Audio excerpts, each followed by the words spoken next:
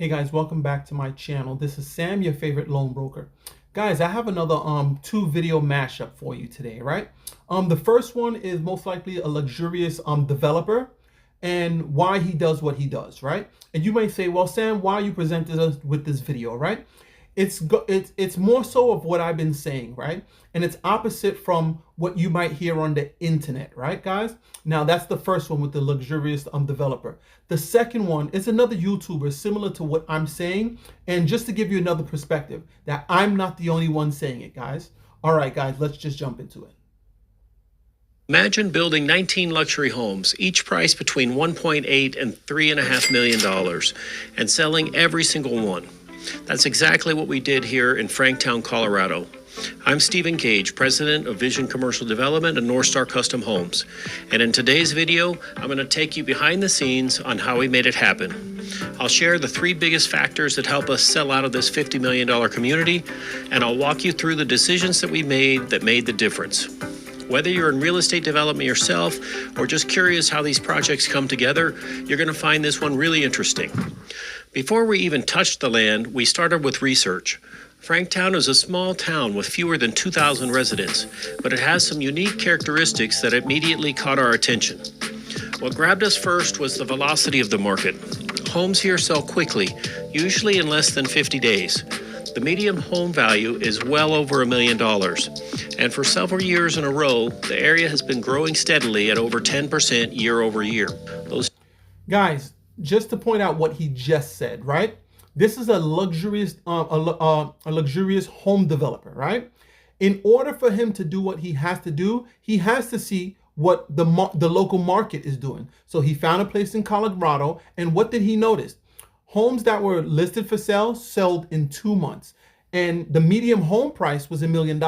And on top of that, every year the home would increase in value in 10%, guys. Now, this is a luxurious home developer. He probably put $10 million out, and then he got in return $50 million, guys. That's not by luck. That's not just by let's see what happened. That's what is happening in the real estate market, guys. The rest of the video is more so him breaking down, you know, the build, the location, and etc. Numbers aren't random, they're a signal. They tell you that buyers are already choosing this lifestyle and they're willing to pay for it. Now here's the part that doesn't show up on a spreadsheet. One of the best things about Franktown is that it sits in a sweet spot between access and escape. You're tucked into rolling meadows and stands of ponderosa pines with jaw-dropping front range views. But you're also just a short drive to Castle Rock, Parker, and the employment corridors in the Denver Tech Center. So a buyer can have acreage, privacy, and quiet nights, but still make a lunch meeting in the city or get kids to club sports without turning into a road trip. The second key to our success was our team. Guys, I don't know if you heard what he said, the sweet spot. Now, that's what I've been trying to tell you guys also on how to buy homes to find sweet spots. Guys, on my private platform, I break down something very simple that you can do in order to know what's the best place to get a starter home, to get great equity for yourself. Guys, I have another video I'm going to add on to this. Most people treat their mortgage like a utility bill. They pay it every month and hope that in 30 years, they might actually own something. And that's just a loser's game. A mortgage is not just a loan. It is a $500,000 lever. You either use that lever to build wealth, or you let the bank use it to build theirs. Most of you watching this are looking for the perfect time to buy or the perfect interest rate. You're focused on the wrong things. Today, I'm going to strip away the fluff and show you what a mortgage actually is, how it works, and how to use it as a tool rather than a trap.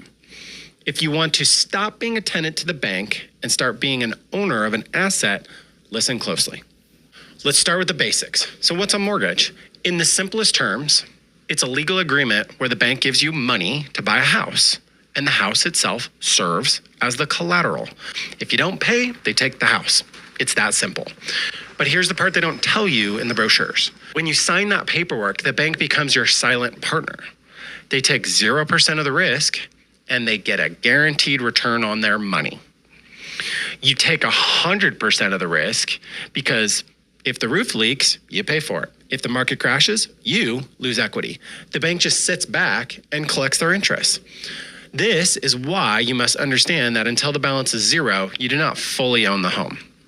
You own the right to control the home, and all of that included. Understanding this shift in mindset is the difference between someone who is house poor and someone who is house wealthy. You're managing a massive debt obligation. Your job is to manage it as effectively and efficiently as possible. The pity trap and amortization piece is something you won't understand fully. When you see a mortgage payment, you usually see one number. Let's say it's $3,000, but that number is a lie. The number is actually 4 different things bundled together: principal, interest, taxes, and insurance. We call this pity. In the beginning, your payment is a scam. If you look at an amortization schedule, which is just a fancy word of saying the timeline for your loan, you will see something quite depressing. In the first few years, almost none of your money goes towards principal. Most of it goes towards interest. You're basically paying the bank for the privilege of living in the house. For example, on a $400,000 loan at 7%, your first payment might be around $2,600. Out of that, $2,300 of it's interest. Only $300 goes to the actual house. And if you don't understand this, you'll be shocked when you try to sell your home in 3 years and you realize you still owe the bank almost as much as you borrowed in the beginning. Guys, I want to pause the video right here. I'm going to use his words, right? He's saying, now what some people don't know is amortization, right? To simplify, because it's really hard and it goes by different banks, right? Amortization, there's 3 amortization on one mortgage, meaning the first 10 years, the next 20 years, and then the last 10 year of the mortgage, right?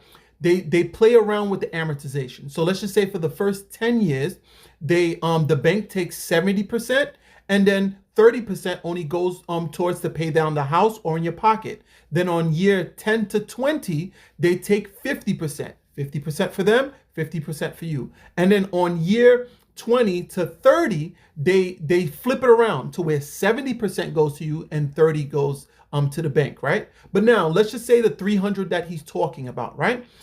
And he's saying in 3 years, you're not left with anything, right? A little bit, he's not 100% correct on that. Because if we're looking at rent and mortgage payments, he just said 2,300, right? If you're paying 2,300 in rent, after 3 years, you leave with your security deposit of 2,300. After 3 years of paying an amortized mortgage and with equity and XYZ, you actually leave with, if it's $300 a month for 3 years, that's $10,800, round off to 11,000, guys. Let's continue. You have to play the long game and you have to find ways to accelerate that principal payment. So here's where the magic of leverage comes in. If the bank takes interest and you take the risk, why do it? Why not just save up cash? Because of leverage. Leverage is the only reason real estate is the greatest wealth builder in history. Imagine you have $20,000. If you put that in the stock market and it goes up 10%, you made $2,000. Okay, that's fine. But if you take that same $20,000 and use it as 5% down on a payment of $400,000, you now control a $400,000 asset. If that house goes up 10%, it didn't go up $2,000, it went up $40,000. So you just turned your... Guys, you see what he just broke down? Now, imagine in 3 years, your house only goes up 10%. That's $40,000 plus what you were paying in your principal. That's 11. So in total, that's $51,000, guys. Simple math in 3 years. Let's continue the video. $20,000 into $60,000. That's a 200% return on your cash. That is the power of a mortgage. It allows you to control a massive asset with a small amount of your own money. Now, the bank is providing the fuel and you are driving the car. As long as the car is moving forward, you are winning. So let's talk about timing. I hear this every single day. Every day, I'm waiting for rates to drop. This is a fundamental misunderstanding of how markets work. And you've heard me say it before, markets don't exist to make you comfortable. They exist to allocate risk. When rates are high, people are usually stable or negotiable. You have leverage as a buyer. You can ask for seller concessions. You can negotiate the price. When rates drop, everyone with a heartbeat and a credit score runs right back into the market. And that's starting to happen right here today in 2026. Competition goes up, bidding wars start, people start waiving inspections. You might get a 5% rate, but you have to pay $50,000 more for the house. The right time to buy isn't when the news says so. It's when your personal math works. Do you have the reserves? Does the monthly payment fit your lifestyle? Can you survive the market if it goes sideways for a few years? If the answer is yes, buy the damn house. You can always refinance the rate later, but you can never change the price you paid for the home. You live in the payment, not the interest rate. To wrap this up, if you want to win the mortgage game, you need to do 3 things. First, stop looking at the interest rate and start looking at the total cost of the loan over the time you plan to own it. Second, if you have a plan to build equity faster, 1 extra payment a year can shave 7 years off a 30-year mortgage. That is thousands of dollars back in your pocket instead of the bank's.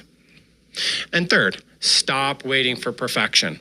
Perfection is an illusion that keeps people in the rent cycle. Rent is 100% interest. It is a 0% return on your money. A mortgage is a tool. It is a ladder.